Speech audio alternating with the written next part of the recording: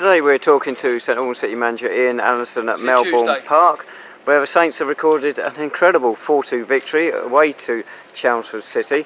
Looking back over the early weeks of the season, Ian, we had that 3-2 win at Weston-super-Mare from 2-0 down. That was quite impressive. A 4-2 win at East Thurrock United, 2-1 down on 88 minutes. But this one today against one of the fancy sides, Chelmsford City, that must top the lot. Yeah, I mean, obviously it's fantastic to get it, but as I've said all along, we can't afford to give teams a two-goal start, David, and that's the disappointment. You know, I just felt we never really got to grips with the game in the first half an hour. They were faster out the blocks than us, and we expected a backlash from their defeat last week to Worthing in the FA Cup. But we haven't listened for me in the change room. The players haven't taken it on board what to expect, and before we know where we were 2-0 down, and we were second best all over the park.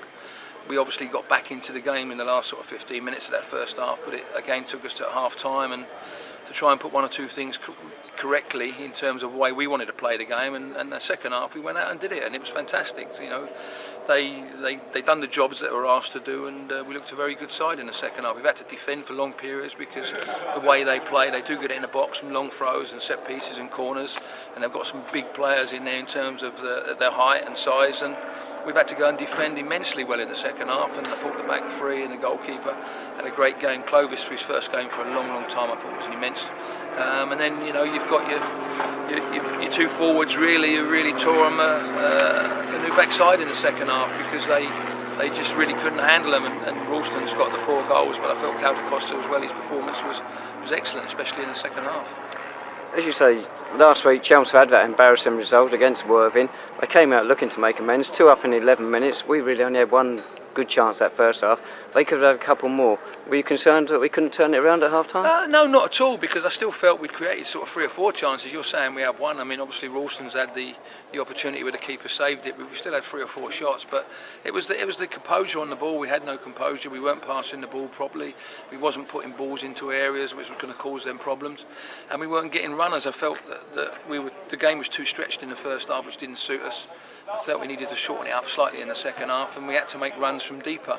I felt in the first half that people like, you know, Percy and Solomon were making runs too early, and we ended up with just Clovis trying to win the midfield battle against their 3, and he struggled.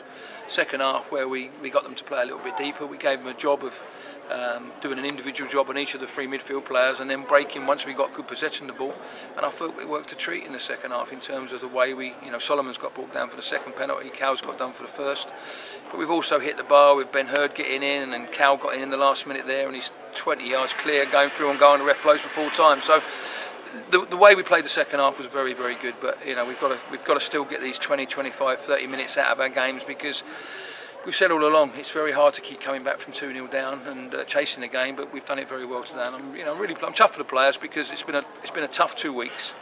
You know, the decision to cancel the FA Cup game, and you know, up till 4 o'clock yesterday afternoon we still didn't know what was going on, has not been good in terms of our planning and preparation. So you know, a lot of people have to look at themselves in the way that they've handled that, and I'm talking about the FA in that, because when it's taken too long for us to get where we've got to, now we've got to go and play Corinthian Casuals on Tuesday night, and with a small squad, 16-man squad, you know, we've been punished for somebody else's mistake. I think you felt the referee didn't give us an awful lot today, and couldn't really dispute with 2 penalties though, could he? Could he have shown a card or 2 there as well? I thought the second one certainly could have been a red card, because Solomon's bearing down on goal and it's just a tackle from behind. So listen, David, I don't know the rules anymore. As I say, you know, I used to know the rules, and if a player's going through on goal and he's brought down, it was a red card.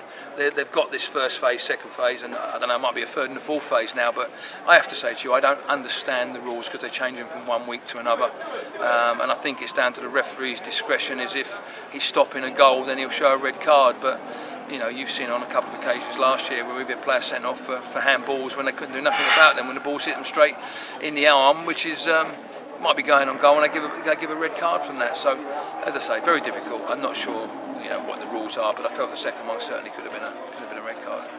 Ralston Gabriel, second player in the last 5-6 months, has scored 4 times in a league game for us. To do it in 20 odd minutes, let's go in it a bit. Yeah, I mean, as I say, I'm really pleased for him because, as I said, and I've said it all along, and it's not just me using hindsight now. He went through a little phase where he looked a little bit tired, but it's been a tough start for him. You know, he's played 2 leagues below last year. He's come up into the Conference South, took it by storm as well, because I think he got his first 5 goals in the first 6 games. So he was on fire for us. He just got a little bit tired in some of the games, and we left him out. And he's had a nice little break now, and he's come back with the 2 weeks off. On Thursday night, he looked on fire in training. He was sharp, he was bright, he was getting in behind teams, and the pattern of play that we worked on, he looked very, very good, and you know, it was great to play him today. Fantastic for him to go and get 4 goals because, you know, he's worked extremely hard being in here. He took his 2 penalties very, very smart in terms of, you know, we've never really seen him that, and our penalty takers, you know, Zane Banton and David Noble and Sam Merson weren't on the pitch, so we hadn't even made a decision who was going to take it, so he grabbed it, and obviously he's got the 2 goals, and he was very good the way he put them away, and it just settled us down completely. And then we had that sort of 10-15 minutes where I thought we were outstanding in that spell. 4 straight wins, all by 2 clear goals. Takes us up to 6 in the National League South table. That's an impressive little run to take into the FA Cup on Tuesday. Yeah, it is as well, and you know, as I said early on, I felt at the beginning of the season, I felt we've got a good squad here this year. I really believe in the squad we've got in the changing rooms. I was disappointed because obviously we let points go, and we got a little bit fragile after the defeat at Oxford and the Hampton defeat. We felt a little bit sorry for ourselves, so it was important that we made some changes and brought some big players in, and we got David De Gea back, who was immense for us in the first 2 games, and Lewis Knight's come in and been fantastic. Just a shame we've lost Richard at the moment, but you know, he'll have he's got an appointment with the orthopaedic surgeon on Tuesday, so we'll know more about after Tuesday where we are with him. But you know, it's been good from the squad point of view. You know, I think it's a squad that can rotate. It is a squad that we can change, and as I said before, Clovis Camjo probably hasn't played a 4th game of football for probably 16, 17 months today, and I thought he was outstanding for us in there. He won some big headers, competed really well, broke things up, and just played nice, simple football. So it is a good squad.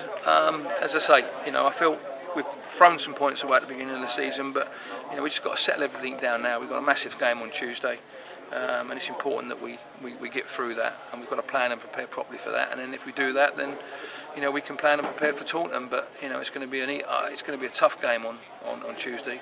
You know, their defensive record, even though they've lost a few games this year, they haven't conceded loads of goals. So we're going to have to be really on our mettle in terms of preparing for the game and make sure that, you know, at least we come away with being in the hat, which we're going to be. But you know, we want to make sure we're going to Taunton on Saturday, and that's the most important thing now.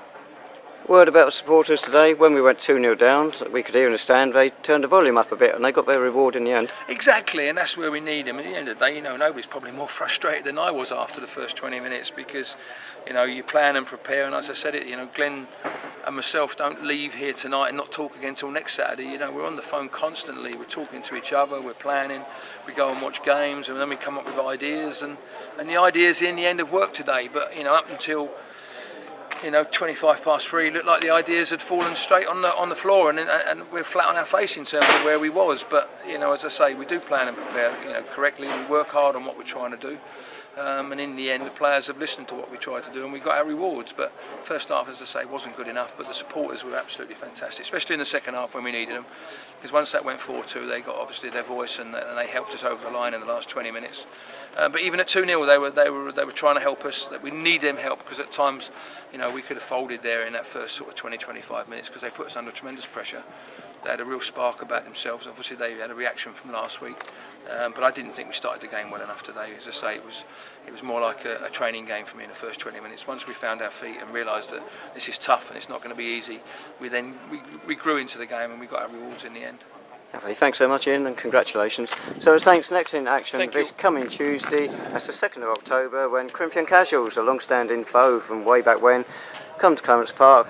FA Cup second round of qualifying. Kick-off is at 7:45.